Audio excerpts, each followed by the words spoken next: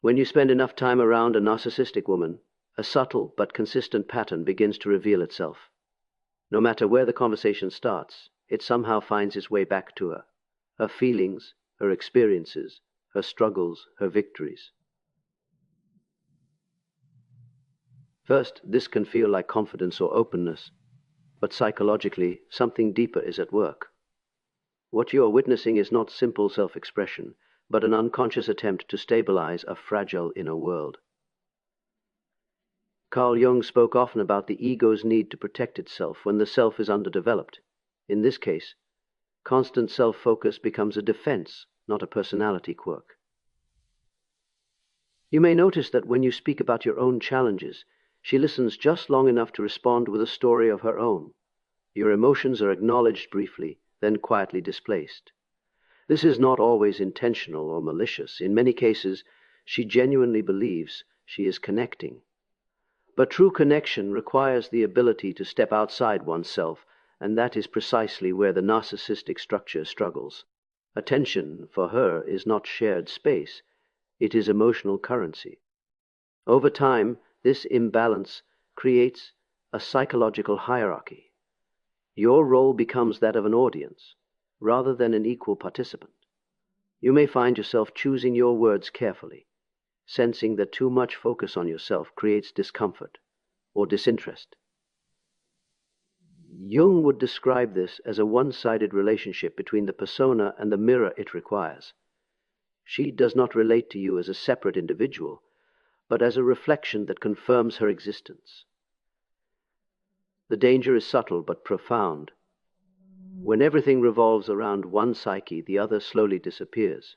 And the moment you recognize that your presence is valued only insofar as it feeds her self-image, you are faced with a choice: continue orbiting her ego or step back into your own center. Awareness, in this moment, is not just insight. It is the beginning of liberation. One of the most confusing experiences when dealing with a narcissistic woman is the illusion of empathy. On the surface, she appears emotionally attuned. She knows the right phrases, mirrors concern, and can even seem deeply compassionate in moments that call for it. But if you observe closely, something feels hollow. The empathy does not linger. It appears when it is useful and disappears when it requires emotional cost. From a Jungian perspective, this is empathy as a function of the persona, not the self. True empathy involves vulnerability. It requires the ability to momentarily suspend one's own needs and enter the emotional world of another. For the narcissistic psyche, this is threatening. Jung would argue that this threat comes from an unintegrated inner life, where unresolved wounds are buried in the shadow. To genuinely feel another's pain would risk awakening her own. So instead, empathy becomes performative, an intellectual understanding without emotional participation. You may notice this most clearly during moments when you need sustained support. In crisis, illness, or emotional uncertainty, her concern quickly fades or subtly redirects. She may offer advice instead of presence, analysis instead of understanding, or worse, become impatient with your vulnerability. Not because your pain is insignificant, but because it does not serve her inner narrative. Emotional depth for her is something to be referenced, not entered. This creates a dangerous confusion. You begin questioning your own perceptions. After all, she did say the right things. She did show concern, briefly. But consistency reveals truth. Empathy that is real does not vanish when it is inconvenient. Jung reminded us that what is unconscious will always betray itself in patterns, not promises. When you recognize that empathy is being used as a tool rather than a bridge, clarity replaces confusion. And in that clarity lies power. Because the moment you stop mistaking performance for presence is the moment you reclaim your emotional reality and refuse to hand it to someone who can only imitate what they cannot feel.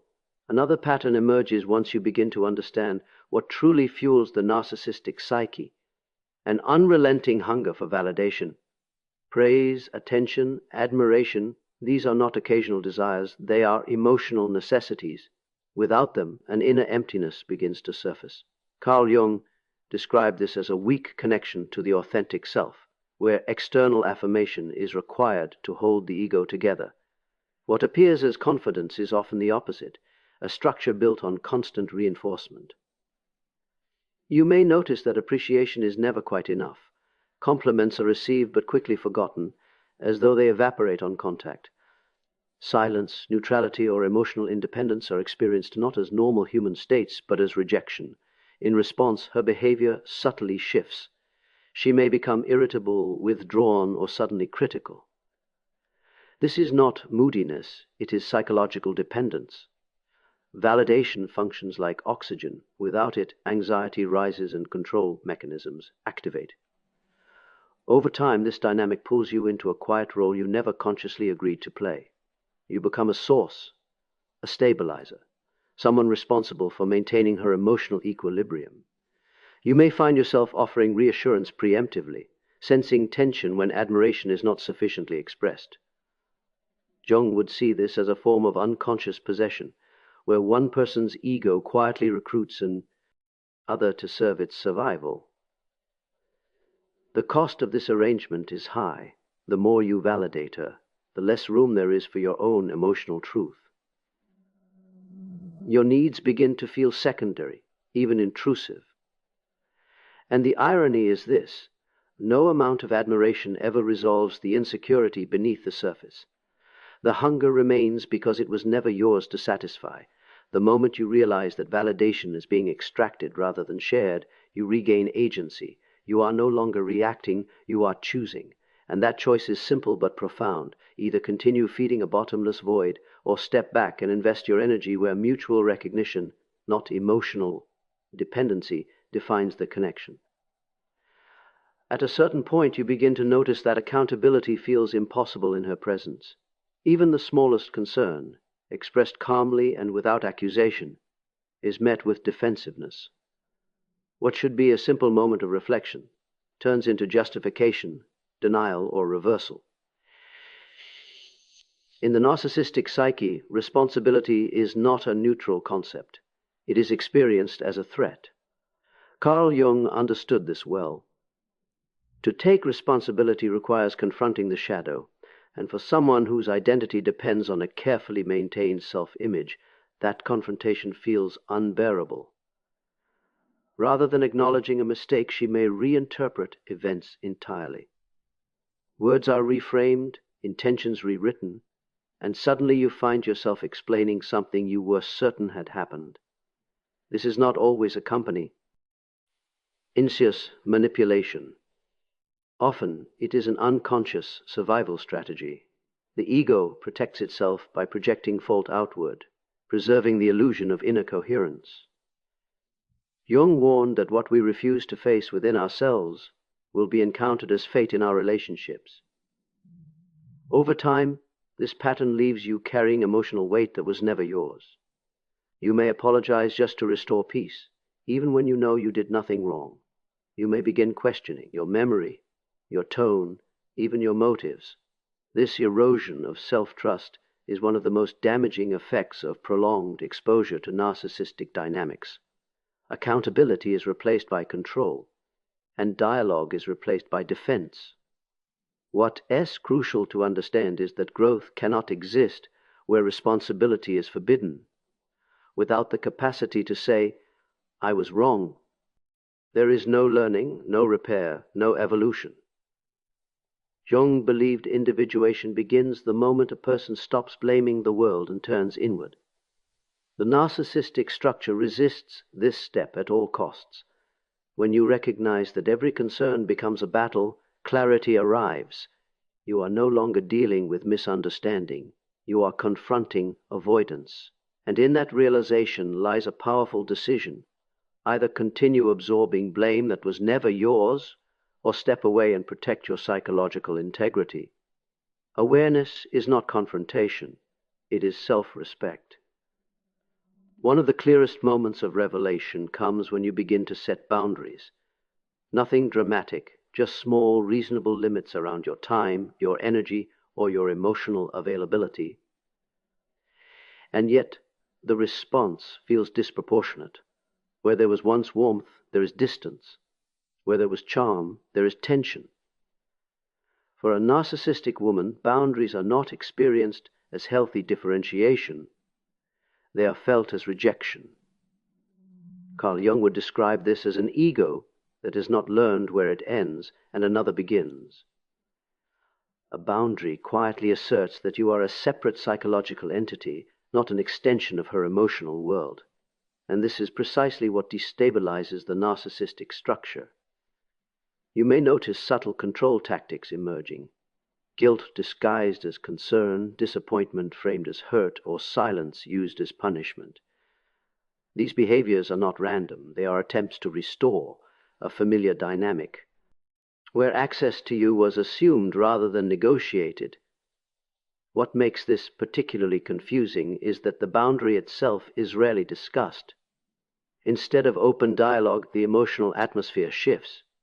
You feel tension without explanation, responsibility without clarity. Jung warned that when unconscious needs are threatened, they surface as indirect behavior. The narcissistic psyche cannot say, "I feel unsafe without control." So it communicates through pressure instead. Over time, you may feel tempted to retreat from your boundary just to regain peace. This is how self-abandonment begins, not through force, but through fatigue. The price of harmony becomes your autonomy. But a relationship that collapses the moment you assert limits is not intimate, it is dependent. Healthy relationships are strengthened by boundaries because they clarify respect. Narcissistic dynamics are weakened by them because they expose entitlement. This distinction matters. The discomfort you feel after setting a boundary is not evidence of wrongdoing. It is evidence of truth. When you understand this, your posture changes. You stop explaining, defending, or shrinking. You hold the line calmly and observe what follows. And that response tells you everything you need to know, because the boundary that provokes control is not the problem. The need for control is. The final confirmation often arrives not through confrontation, but through withdrawal. When you stop chasing, stop over-explaining, and stop supplying constant emotional energy, something fundamental shifts. The warmth that once felt effortless begins to cool. Interest turns conditional. Appreciation becomes scarce. This change can feel sudden, even shocking, but psychologically it is inevitable. Carl Jung would say that when the external source sustaining the ego is removed, the underlying structure is exposed. For the narcissistic woman, connection is often maintained through what Jung might call projection. She does not relate to you as you are, but as the role you play in stabilizing her inner world. When you detach, that projection collapses, and in its place you may see irritation, indifference, or subtle hostility. This is not punishment. It is loss, the loss of supply, the loss of reflection, the loss of control. What's important here is that your withdrawal does not need to be dramatic. It can be quiet, dignified, and internal. Simply stop performing. And it is precisely this calm disengagement that reveals the truth. A healthy bond responds with curiosity, respect, and dialogue. A narcissistic dynamic responds with devaluation or disappearance. Jung reminded us that what cannot survive consciousness was never rooted in authenticity. This moment can be painful because it shatters the story you were given. You may realize that the connection was conditional all along, sustained not by mutual understanding, but by your willingness to give more than you received. Yet within this realization lies freedom. Because once the illusion breaks, you are no longer negotiating for value. You are reclaiming it. When you stop chasing what never truly saw you, you return to yourself. And that return is the most powerful act of all. Not because it changes her, but because it finally changes you.